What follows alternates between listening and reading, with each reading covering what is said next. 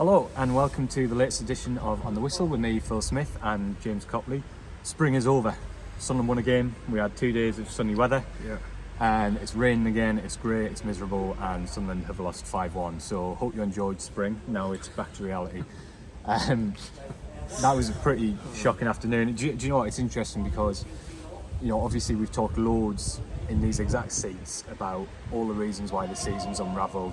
The decision to sack Tony Mowbray, the lack of depth in the squad, the loss of the experience that would have helped on afternoons like this.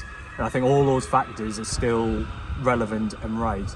But what I would say as well is that I haven't said this very often at all over the last 2 years, is that what happened on the pitch I just thought was well short today. I thought Mike Dodd said he slightly disagreed with me when I said that I thought Blackburn wanted it a lot more. But I don't think there's any doubt that there was more intensity from Blackburn. They broke at speed, they got back in numbers. I thought that was a really unacceptable performance today, and that doesn't take away from any of the structural factors we've talked about, the experience, the squad build and the lack of depth. But I do also think sometimes you've just got to say that you need more. And I've not said that a lot about these players who I think have been fantastic in the main, and generally speaking put it all on the line week in, week out, but I thought they fell short today. What did you think? I think these two games really sum up where Sunderland are at the moment. So against Cardiff, they were okay, but they've got the first goal, they've got the luck with the penalty, and then they looked to boss it. Cardiff's heads dropped, and that was it. Sunderland managed to take control of the game.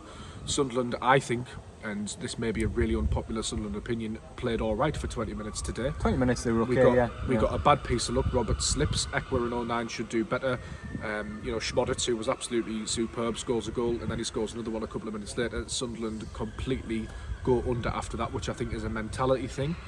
But I am reticent to criticise these players too much because the average age of that squad is really, really, really low. Yes, this experience hopefully will help them in the long run. You could argue they've been hung out to dry by management, and Mike Dodds as well is a really inexperienced young head coach. He hasn't a lot of experience in the job, so I am really reticent to sort of scream blue murder, but elements of that performance, you are right, in the second half was unacceptable, and that for me is worrying. What you said, this team have given us some great moments.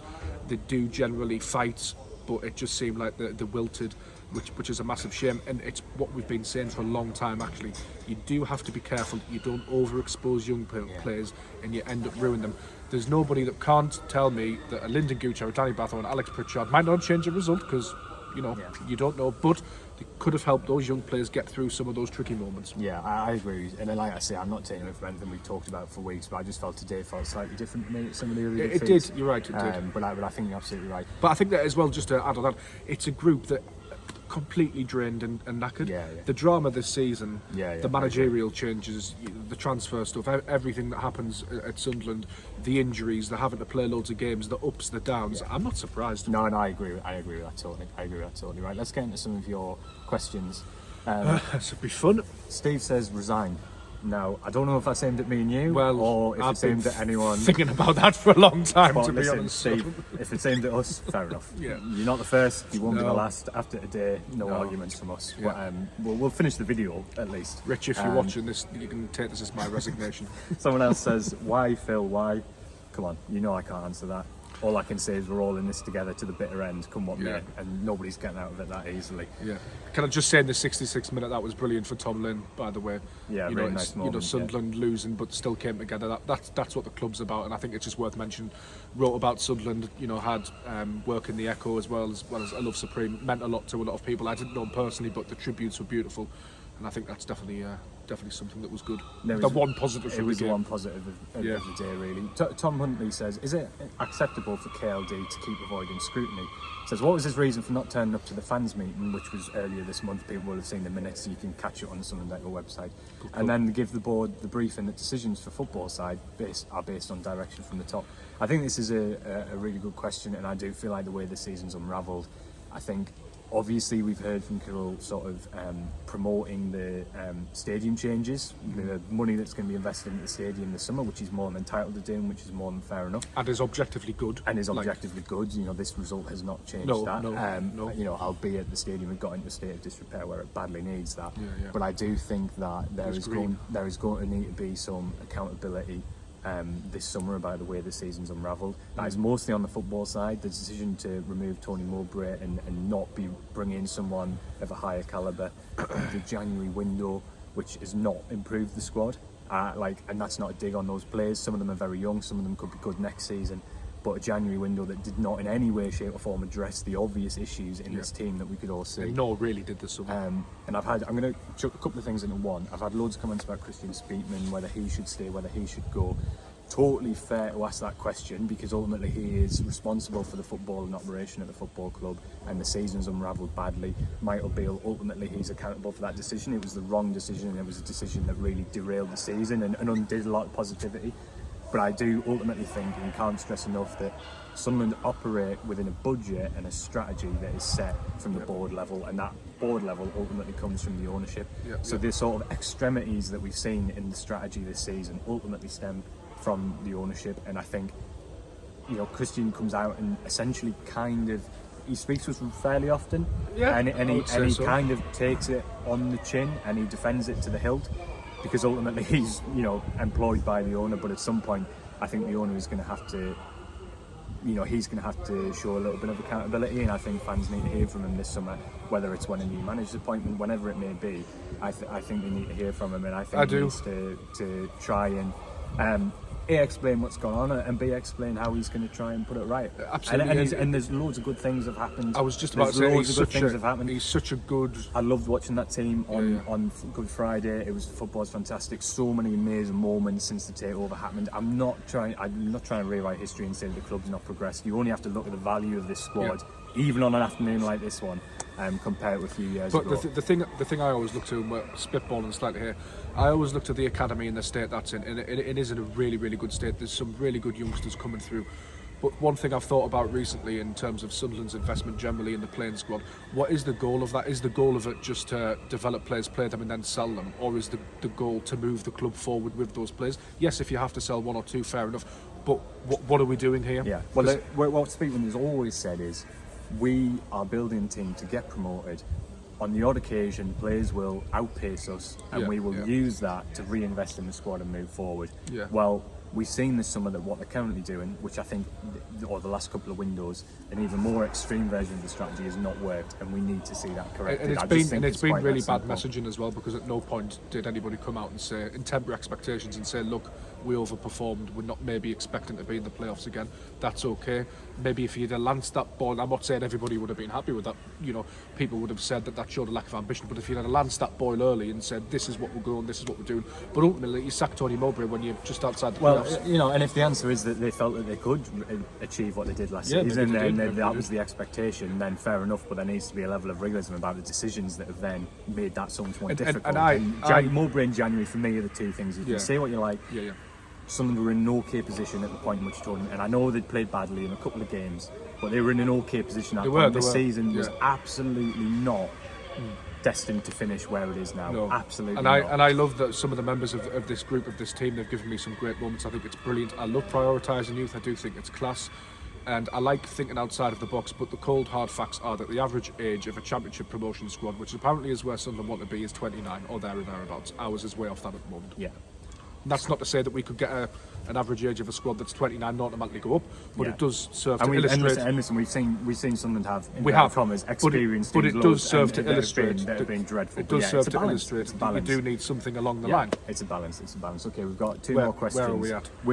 I'm bringing a lot of questions in as one, because a lot of you understandably have similar thoughts after that. So the main one, really, a lot of people are asking is, does Sunderland need to bring someone in now? I have mixed feelings about this. Me too. If your preferred candidate is out of work, then go and get them. Go and get them. I'm still, even though that was one of the worst performances I've watched in a long time, certainly the worst of the season, I would still hate the idea of them panicking and bringing in the wrong person again, because they're available now. I would rather go through a bit more pain over the next few weeks to get the right person for next season. However, if the right person is available now, I suppose there's a risk. You can come in and say there's a risk of putting them on the back foot.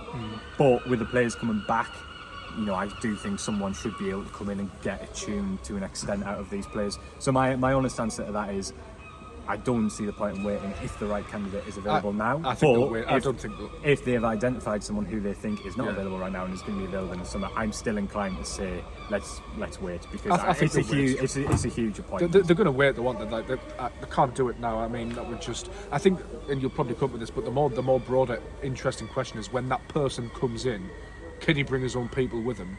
And do the people at the club now stay? How does that dynamic actually work? It's interesting, isn't it? Because obviously Stephen was asked this question at the fans collective meeting, and he said yes, they could bring someone in. Yeah. Mike Dodds was asked about it in his press conference, and to be fair, he said, well, as far as he understood, Mick Beale was going to bring someone in and was allowed to bring someone in. Basically, Dodds didn't say this, but I'm saying it for you.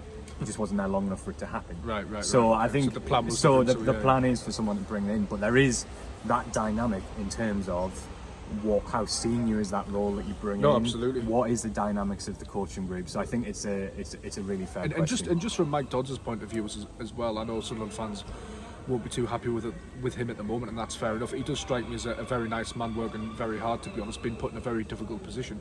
But then in the summer, he then goes down to doing something that he was doing before, having tasted in it. Those dynamics shift, and it's weird, and it could be disruptive at the club. And I'm not sure what the answer is to that. I'm not even sure what the question is. But it's a bit of a mess, really. And they've backed themselves fully into this corner. Again, not necessarily Mike Dodds' fault. I think today is on Mike Dodds. But the position he's been put in is a really, really difficult one, actually. Today is on Mike Dodds, but he was given a really, really, really difficult job. 100%. 100%. And, as we keep going back to, everything comes from going from Mowbray to Beale. It didn't work. It backed them into a corner with Dodds. The reason they didn't make Dodds interim for the rest of the season is because they feared exactly this scenario, whereby injuries, whatever, the season got because if you think about it, there was no better position. time to make Mike Dodds interim head coach after beating Leeds and West Brom. Obviously, they had the loss against Bristol, but they knew what this could happen, and that's why they didn't want to do it. But because they then bungled what happened next so dramatically, they couldn't make that anyway. The last one, just loads of you asking about the midfield blend, and I approach this with a little bit of trepidation, because I think it is totally wrong to single out any individual or any part of the pitch after today's game, because nobody in no part of the pitch was anywhere up to standard. But the reason I bring it up is to say two things. One was that Ekwe and Neil both had really poor games today. They didn't the other day, though. But they didn't the other day. And again, what we go back to, young players will have peaks and troughs, especially over a sort of 3-day period. The one thing I would say, it is another game where Sunderland have just been carved open on the counter-attack over and over and over again. How many times do we have to watch them get caught in against a sort of low mid-block, overcommit, and then just get cut apart on the counter-attack? Because there is no... It's not negative to play a good holding midfielder. No, it's not. And it frustrates me so much. But it would have been negative. It would have been so hard. It would have been so hard, and I understand completely what you're saying. But it would have been so hard after Neil, Ekwe, and Aushish did so well to drop one of them out. I'm not even saying you should have dropped anyone today. I'm just saying more widely. We are watching Sunderland lose so many home games this year. Almost as many as they lost in the Championship relegation season. And it's the same thing every time. It's either set pieces, which I understand set pieces is difficult. If you have a young technical team, teams might have the advantage of your set plays. I understand that's a sort of a balanced reward, and I totally get that. But there is, to me, just this massive structural issue where, especially at home, because the onus is on you to get on the front foot, rightly so, and win the game. And they're just so vulnerable at the counter-attack. And I understand there's games where they don't need a specialist holding midfielder, where they need two midfielders of real technical quality walking teams up to play brave passes. We saw on Friday that Neil and Ekwe can play together and they can succeed. But over a 46-game season, you need some balance. And just variety of option as well. It's not like we've not seen a team do that. Sit in, defend hard, defend their box, and then break in numbers and flood the box. And it's like it just frustrates me so much, because I feel like we've asked so many times people at the club about why they're not signing the holding midfielder, and nobody can really answer it directly. But the thing you kind of get back is almost that it seems a little bit negative, and they're trying to evolve the playing style away from that. That's fine. Manchester City play with a holding midfielder at times. And maybe that's unfair, but that is also because the question's never really been answered directly. Do you know what I mean? So, but I just think it's something that, please do it in the summer, please. I'm not trying to give this group an out or anything like that, and I'm angry, you're angry, everybody's angry. We're upset we've lost 5-1 at home. I think it's only the third time we've lost or conceded 5 goals at the Stadium of Light. The other one was Blackburn, the other one was Coventry a couple of seasons ago.